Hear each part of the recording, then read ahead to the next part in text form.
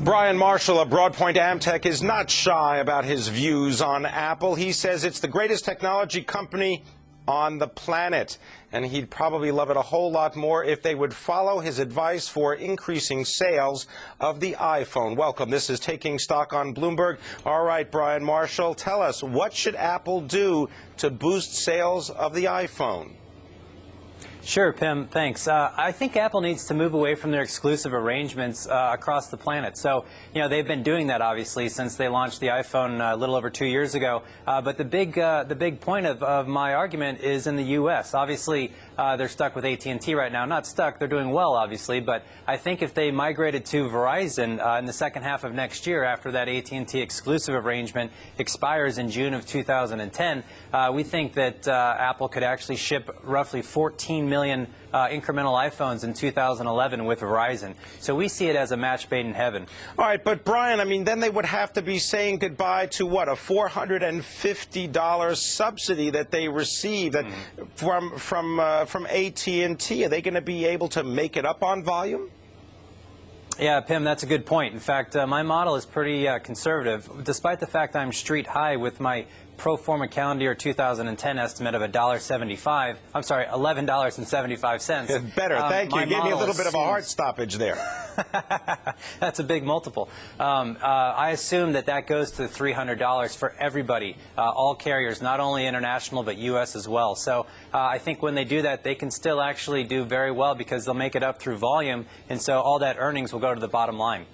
Does it matter which network would carry the iPhone? Because in the past conversations, we've talked about how a very small group of Apple iPhone users is really responsible for something like 40% of all the data traffic on the AT&T network.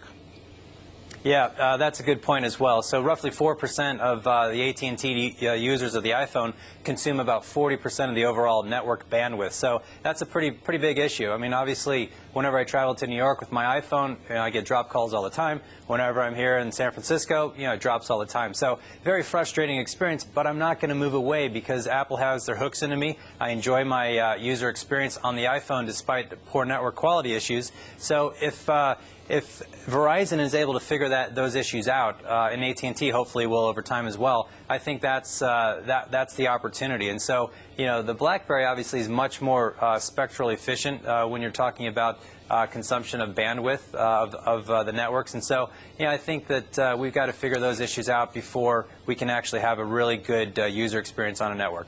Brian, how important has the iPhone been to the postpaid mobile phone market? Not the prepaid, the higher margin long-term plans that people have to sign up for, the postpaid market. It's been hugely incremental, especially in the States. In fact, I call it the iPhone effect. 2 years ago, before AT&T had the iPhone, their postpaid net adds in comparison to their largest competitor, Verizon, were about half of what Verizon was adding on a quarterly basis. Fast forward 2 years with the iPhone represents, believe it or not, 90% of all of AT&T's postpaid net adds last quarter. And so for the last 2 quarters, AT&T's postpaid net adds were actually larger than Verizon. So AT&T's gaining share, 100% due to the iPhone. So it's a very big deal. Brian, can AT&T sort of block the introduction of the iPhone into the Verizon network? I mean, what if they said, all right, we'll not only continue the $450 subsidy, we'll increase it? That's a possibility. I mean, I think that they're going to try to do everything in their power to keep that exclusivity ongoing. I don't think Apple, it's in their best interest to do that. I don't think the U.S. government wants to see exclusive contracts as well. And so, although I do think AT&T is going to try to do everything humanly possible to keep that exclusivity, I just don't see it happening longer term, Pim. All right, you've got a $235 price target on the shares of Apple. Apple shares closing at $200 today. You say this is 20 times the pro forma 2010 earnings. You expect $11.75 in earnings from Apple. How important is the iPhone introduction in China to those estimates?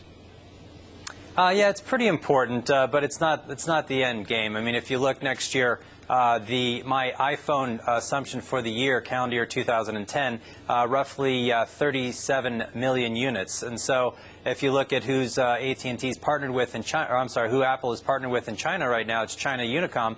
You know, their postpaid sub base is about 70 million units right now. So, you know, if you assume 2 or 3% incremental penetration of that base, you know, we're talking the upwards of a couple million units. So, you know, well less than 10% next year is going to come from China, in my opinion. You know, the real opportunity is longer term. As you mentioned before, China, their prepaid market is substantially larger than that of their postpaid market. So, if Apple were to do anything, you know, in that market, that would obviously China would be a huge opportunity for them going forward. All right. Now, while we almost have focused exclusively on the iPhone, it's important to note that Apple has other business lines. Tell me what's going on in the computing business and what the launch of Windows 7s mean for Apple. Does it mean anything? Sure.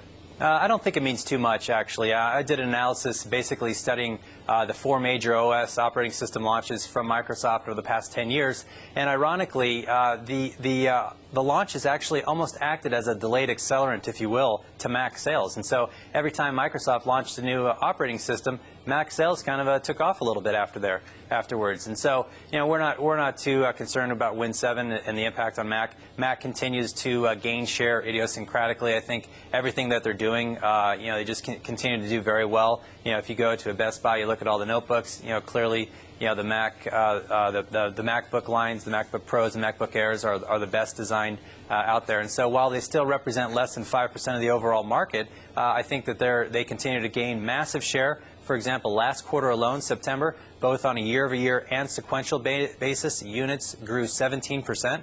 And so that's a case in point of them just continuing to perform very well. I'm speaking with Brian Marshall, analyst and expert in all things technology at Broadpoint Amtech.